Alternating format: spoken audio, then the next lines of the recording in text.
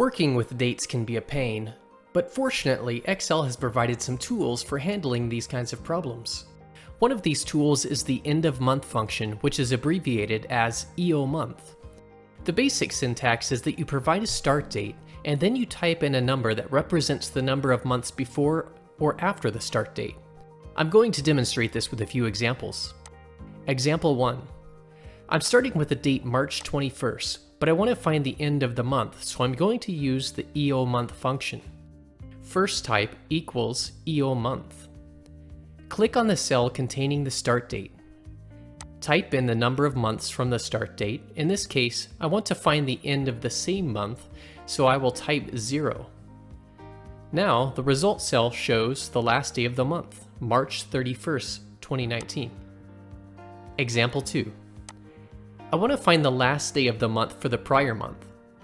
Type equals EoMonth.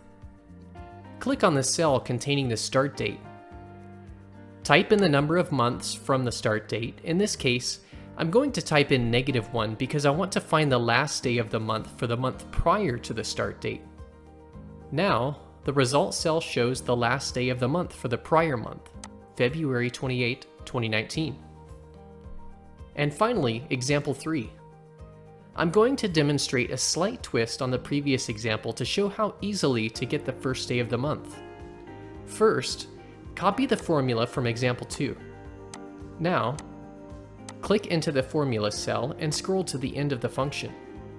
Type +1. Adding 1 day to the end of the prior month gives you the first day of the current month.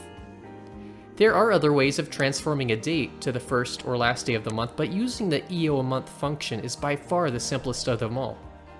If you enjoyed this video and want to see more tips in the future, don't forget to smash that like button and subscribe so that you'll be the first to be notified when I post a new tip every Wednesday.